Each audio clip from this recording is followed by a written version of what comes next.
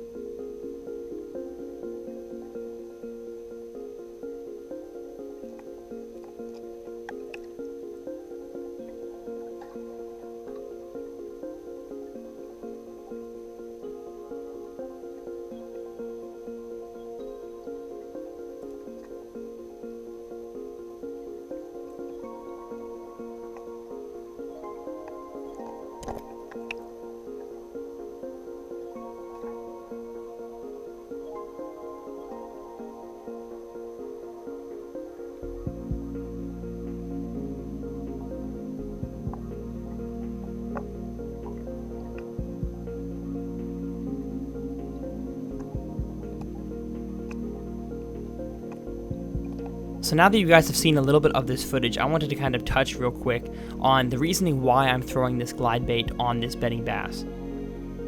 In the springtime when these fish are on beds, I'm rarely throwing a giant treble hooked glide bait like this. But the reason why I am today is because oftentimes it can elicit a strike from a bass that no other lure can, basically because of how big it is.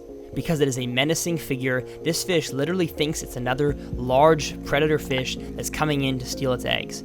And so, oftentimes, even though the hookup ratio is very low and the treble hooks make it dangerous to throw in this scenario, I find that if you can get away with it on certain bottom compositions and with certain size fish, I found that it gets the fish very, very aggravated very quickly.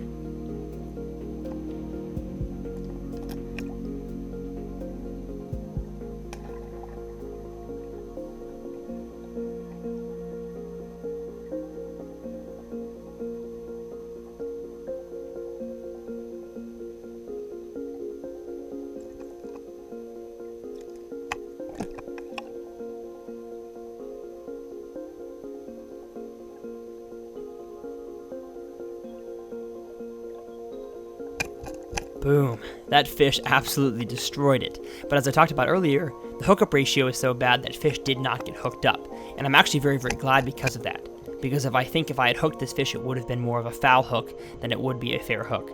But it is so cool to see the fish just lash out in the middle of nowhere. He just sees the big lure falling out of his peripheral vision, and he just slams it.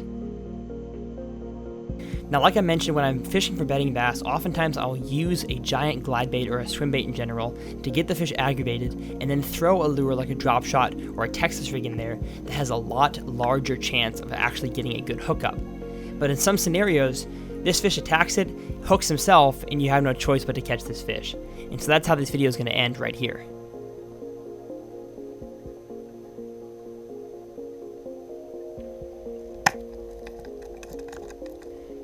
That fish attacked the glide bait on its way in. I couldn't shake the fish off, and so ended up catching this fish. It was about a 4-pound female.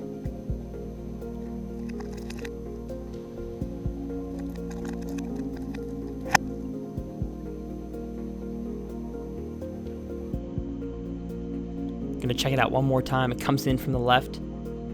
The fish sees it and just attacks it. And that right there is the perfect hook set that you want. Right in the middle of the mouth where that fish was not foul hooked, and I end up catching that fish. So as always, if you guys have not subscribed to this channel, please consider doing that. I love having you guys along with me on my adventures, both with the underwater footage and all the rest of the tournament instructional bass fishing content I make here on the channel.